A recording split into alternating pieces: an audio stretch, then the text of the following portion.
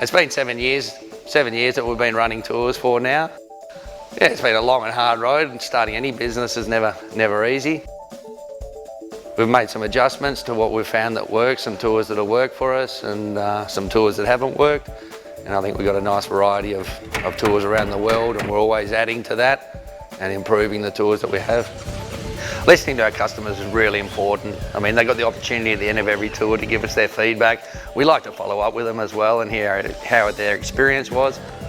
That helps us design new tours for the future as well, not only in destination, but length, inclusions, model of bikes that they'd like to ride. So we research, in depth, every single tour we do. We do not do a tour without physically flying over there and riding or driving that tour and checking out all those issues that may go wrong. And the questions we always get asked, people mightn't think, well, who cares, not important, but where's a laundromat? How much is it going to cost me for a laundromat? Where can I get a beer? And all those sort of silly little things that mean nothing right now when who am I going to book with, but it means the world when you're over there. Any questions? The variety of rides that we do, so sure there are some that are a little bit more adventurous, but then we have rides that cater for the absolute beginner. I mean, the Simon Pavey off-road skills is the perfect example. That caters for riders that have got absolutely zero experience of off-road. Jane and Leanne, a couple of customers of ours that did the off-road skills a few years ago, they went on to tackle one of our biggest expeditions, the Road of Bone. Fantastic effort to them, but you know, they thought maybe they weren't up for it. And Simon and his team put them through the training, gave them the confidence and the skills to be able to take on a 105-day expedition, and that's pretty amazing.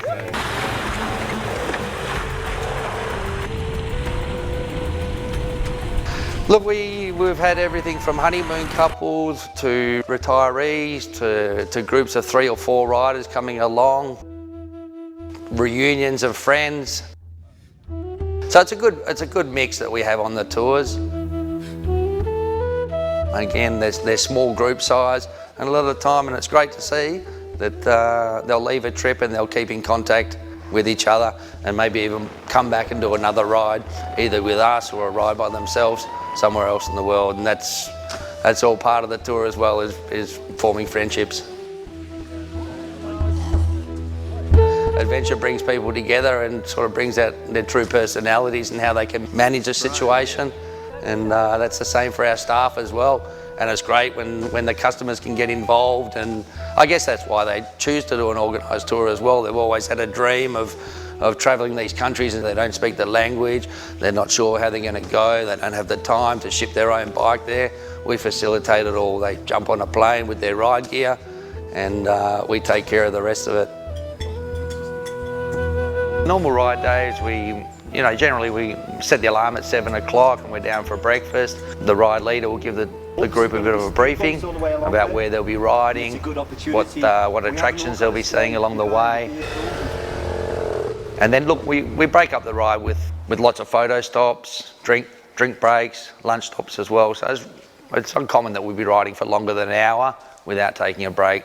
There's no pressure for anyone to ride with the group at the speed of the group. We've always got the support vehicle at the rear, so we encourage people to ride within their limits, and it's great. They know they've got the safety of the support vehicle always behind them.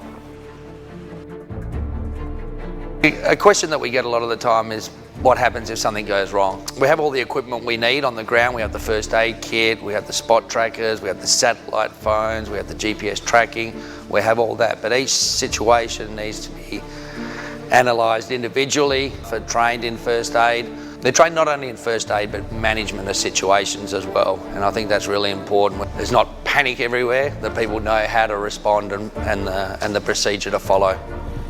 And a lot of the time we're in a very remote location, and our support vehicle and trailer would carry a lot more spares probably than a lot of the dealerships.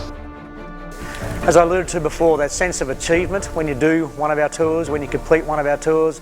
We have some major expeditions, and I tell you, that's experiencing it firsthand, to finish one of those major expeditions, to ride into Magadan, to ride into Cape Town. That's a pretty special feeling that's very hard to emulate anywhere else in the world. So you feel part of a very elite group of riders, of people, and it's a really special feeling to think you've done something it's in the minority, the vast minority of achievements in the world these days. Look, if somebody's sitting at home and thinking, you know, is this a trip for me? Look, you live once. I think you got to just go out and do it. I mean, we've got a fantastic network of staff around the world. Our tours are run by professional guides. We use BMW motorcycles. We use fantastic equipment. We know the itineraries inside out. They're places that we've visited over the years. It's common when a customer comes back from a trip that they just said, thank you very much, you've opened my eyes to a whole new adventure, and I can't wait for the next one.